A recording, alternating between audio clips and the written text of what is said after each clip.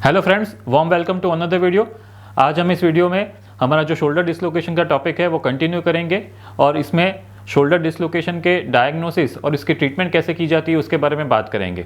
तो जनरली मैंने जैसे बताया पहले वीडियो में 90 to 95% ऑफ टाइम्स हमारा शोल्डर कंधा है वो आगे की तरफ खिसक जाता है, जिसको हम एंटीरियर शोल्डर डिसलोकेशन बोलते हैं। अगर आपको एंटीरियर शोल्डर डिसलोकेशन होता है, यानी कि कोई फील्ड पे स्पोर्ट्स खेलते वक्त या व्हीकल एक्सीडेंट के दौरान अगर आपका कंधा फिसल जाता है, इस चीज़ को हम एक्यूट शोल्डर डिसलोकेशन बोलते हैं। अगर ऐसी चीज़ आपको होती है तो आपको तुरंत ही नज़दीक के ऑर्थोपेडिक सेंटर यानी कि हॉस्पिटल में कोई भी ऑर्थोपेडिक डॉक्टर अवेलेबल है उनके पास जाना चाहिए।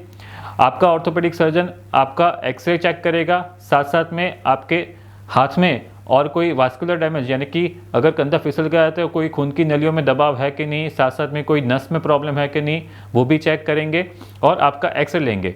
एक्सरे पर से पता चल जाएगा कि आपका कंधा फिसल गया है कि नहीं। अगर आपका कंधा फिसल गया है तो अंडर एनेस्थीसिया और कोई बार विदाउट एनेस्थीसिया कि आपका कंधा बिठाने की मनूवर कर सकते हैं और उसी मनूवर से आपका कंधा बैठ जाएगा। वीडियो शुरू करने से पहले मेरी आपसे रिक्वेस्ट रहेगी कि हमारे चैनल को सब्सक्राइब कर दीजिए और आपको वीडियो पसंद आया तो उसको लाइक कर दीजिए और अपने फैमिली मेम्बर्स और फ्रेंड्स के साथ शेयर कीजिए। आपके कंधे के एक्सरे पर से पता चल जाएगा कि आपका कंधा फिसला हुआ है कि नहीं और साथ साथ में कोई फ्रैक्चर है कि नहीं। अगर आपका कंधा फिसला हुआ है साथ में फ्रैक्चर है तो उसको फ्रैक्चर डिसलोकेशन के नाम से जानते हैं और उसके लिए शायद आपको ऑपरेशन की ज़रूरत पड़ सकती है। अगर आपका कंधा विदाउट फ्रैक्चर खाली फिसला हुआ है तो जनरली उसको एनेस्थीसिया, अंडर एनेस्थीसिया यानी कि बेहोशी का इंजेक्शन देकर या तो फिर कोई बार बेहोशी का इंजेक्शन दिए बिना भी कंधे को बिठाया जा सकता है। एक बार कंधा वापस बिठाने के बाद फिर से आपके ऑर्थोपेडिक सर्जन एक्सरे लेंगे और वो सुनिश्चित करेंगे कि आपका कंधा बराबर बैठ गया कि नहीं। अगर उस दौरान कंधे के गोले के फिसलने के साथ साथ कोई फ्रैक्चर है कि नहीं उसकी आशंका रहती है तो प्लीज़ एक बार सीटी स्कैन करवा के देख लीजिए आप। सीटी स्कैन से हमको माइनर फ्रैक्चर है कि नहीं वो भी मालूम पड़ जाता है और अगर फ्रैक्चर है तो उसकी अकॉर्डिंगली आगे ट्रीटमेंट की जाती है। अगर आपको एक्यूट डिसलोकेशन हुआ है, वो रिड्यूस हो गया है, उसके बाद आपको क्या करना है तो जनरली उसके बाद 2 to 3 वीक्स तक, 2 से 3 हफ्ते तक आपका कंधा झोली में रखना चाहिए और 2 से 3 हफ्ते के बाद जब भी आपका कंधा झोली से बाहर निकलता है तब gradual shoulder mobilisation exercise, physiotherapy वगैरह से 2 से 3 हफ्ते में या 4 हफ्ते में आपका कंधा रिकवर हो जाएगा। अब बात करेंगे रेकरेंट शोल्डर डिसलोकेशन की कि जिसमें आपका कंधा बारी बारी फिसल जाता है। जैसे मैंने दोस्तों बताया पहले वीडियो में कि अगर आपकी उम्र कम है, अगर फर्स्ट टाइम डिसलोकेशन 15-20 साल से कम उम्र में हुआ है तो उसी दौरान आपका आगे की ज़िंदगी में, आगे की लाइफ में बारी बारी कंधा फिसलने की प्रोबेबिलिटी बहुत ही बढ़ जाती है।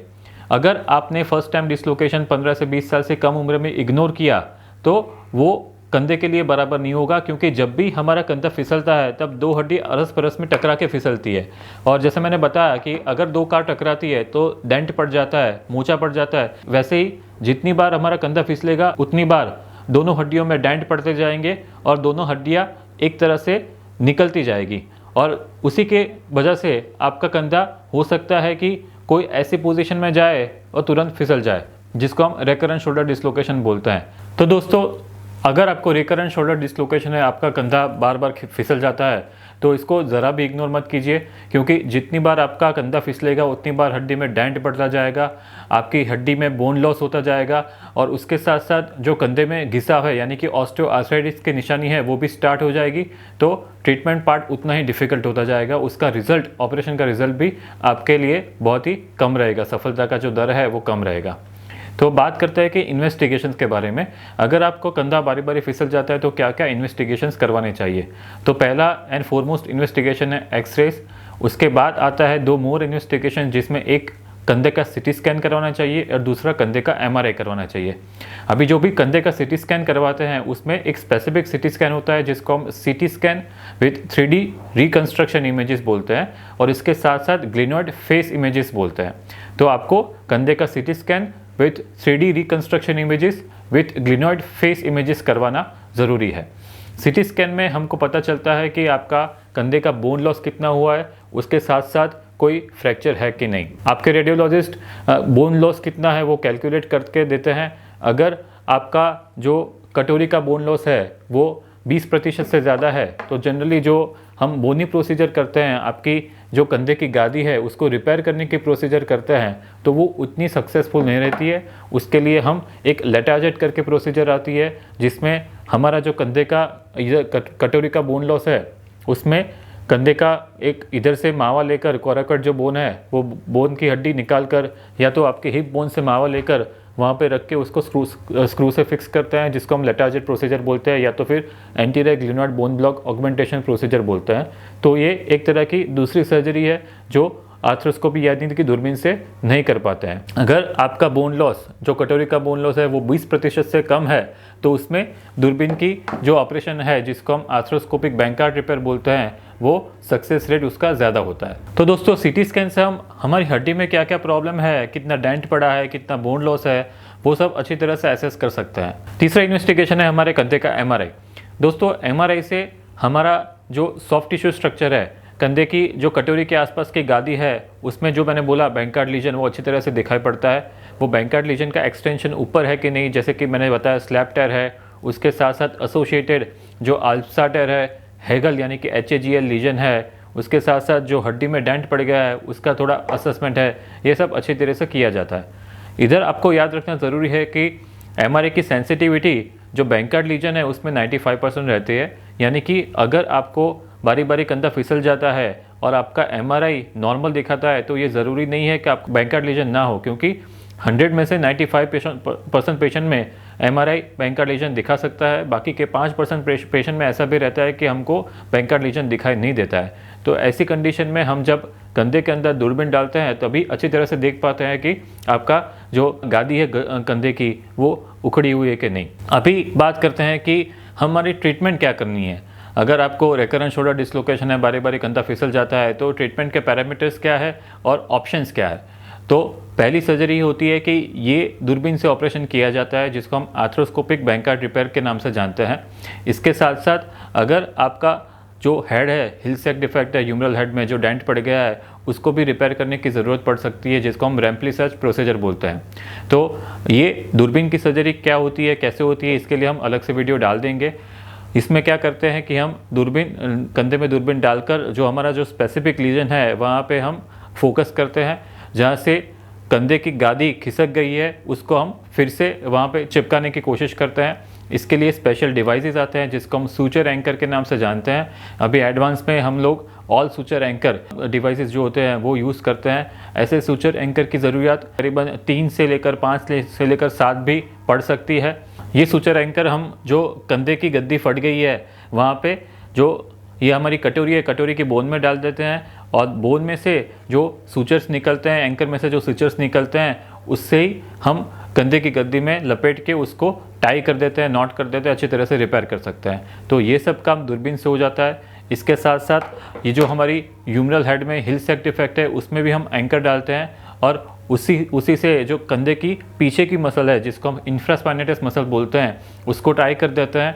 इससे हमारा जो कंधा है बिल्कुल स्टेबल हो जाता है। ये सर्जरी का सफलता का दर बहुत अच्छा है।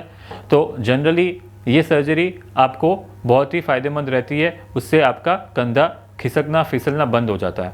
दूसरा एक ऑपरेशन है जिसको हम लेटाजेट ऑपरेशन यानी कि और anterior glenoid bone block operation के नाम से जानते हैं। यदि आपका कंधा बारी बारी फिसल गया है, जैसे 50 बार 100 बार फिसल गया है, तो उसी के दौरान जो हड्डी का आपका लॉस हो गया है, बोन लॉस हो गया है, उसी को कवर अप करने के लिए हम कंधे के आगे एक कोराकॉइड बोन है, वो बोन का टुकड़ा लेकर कटोरी के आगे उसको फिक्स करते हैं, या तो फिर कई पेशेंट में हम नीचे से हिप बोन में से हड्डी का मावा लेकर आगे स्क्रू से फिक्स करते हैं। इसी को ऑपरेशन को हम लेटाजेट ऑपरेशन बोलते हैं। और जनरली ये ऑपरेशन खोल के, कंधे को खोल के किया जाता है और ये ऑपरेशन का सफलता का दर जो हमारी आर्थ्रोस्कोपिकली सर्जरी है, दूरबीन से ऑपरेशन किया जाता है, उसकी सफलता के दर से थोड़ा कम रहता है। तो आपके लिए ज़रूरी है कि यदि आपका कंधा 3-4 बार फिसल जाए तो आप उसको ऑपरेट करवा लें, क्योंकि जब आर्थ्रोस्कोपिकली ऑपरेशन होता है, जब हमारा बोन लॉस कम होता है, तो वही ऑपरेशन का सफलता का दर बहुत अच्छा मिलता है। अब बात करते हैं कि ऑपरेशन के बाद का आपका रिहेबिलिटेशन कैसा रहेगा। कई सारे दर्दियों को क्वेश्चन रहता है, तो हमने ऑपरेशन तो करवा दिया पर उसके बाद हमको आगे क्या करना है। तो जब हम दूरबीन से ऑपरेशन कर लेते हैं तो जनरली 4 to 6 वीक्स 4 से 6 हफ्ते तक आपका कंधा एक आम पाउच यानी कि झोली में रहता है। उसके दौरान आप आपके एल्बो की, आपकी रिस्ट की, कलाई की और फिंगर की मूवमेंट कर सकते हो, लेकिन आपका कंधा हम जो मूवमेंट है उसको अलाउ नहीं करते। 4 से 6 हफ्ते बाद depending on the strength of repair, आपकी नस कैसी कितनी स्ट्रॉन्ग है, उसके हिसाब से हम 4 से 6 के हफ्ते के बाद आपके कंधे को फिजियोथेरापी यानी कि कसरत के द्वारा मूवमेंट स्टार्ट करते हैं, मोबिलाइजेशन चालू करते हैं। और generally at the end of 1 to 2 months आपका कंधा नॉर्मल कंधे के जैसा हो सकता है। यदि आपको भारी काम करना है, आपको स्पोर्ट्स खेलना है, तो वगैरह चीज़ें हम ऑपरेशन के 6 से 9 महीने के बाद अलाउ करते हैं। अगर आपका कंधा बार बार फिसल जाता है, एक तो प्रिवेंटिव एस्पेक्ट रह सकता है, जैसे मैंने बताया पहले वीडियो में कि जब हमारा कंधा थ्रोइंग पोजीशन में जाता है, जब हम कंधा को ऐसे स्ट्रेच करते हैं, बॉल फेंकने की पोजीशन में लेते हैं, तब आपका कंधे को फिसलने की संभावना रहती है। तो ऐसी पोजीशन में आप आपके कंधे को ले जाने की कोशिश नहीं कीजिए। अगर आप बैठे हो, पीछे से सामान निकालना है, तो ऐसी पोजीशन में जाकर नहीं निकालिए। रात को सोते वक्त भी आपको ध्यान रखना है कि आप हाथ ऊपर रख कर मत सोइए, क्योंकि ये पोजीशन में आपका कंधा फिसलने की संभावना रहती है। तो दोस्तों ये बात थी, ये वीडियो में हमने बताया कि रिकरेंट शोल्डर डिसलोकेशन का डायग्नोसिस कैसे किया जाता है, उसका इन्वेस्टिगेशंस क्या कर सकते हैं और उसके ट्रीटमेंट में क्या क्या ऑप्शंस अवेलेबल है। Stay tuned for more videos, stay fit, stay healthy. Thank you.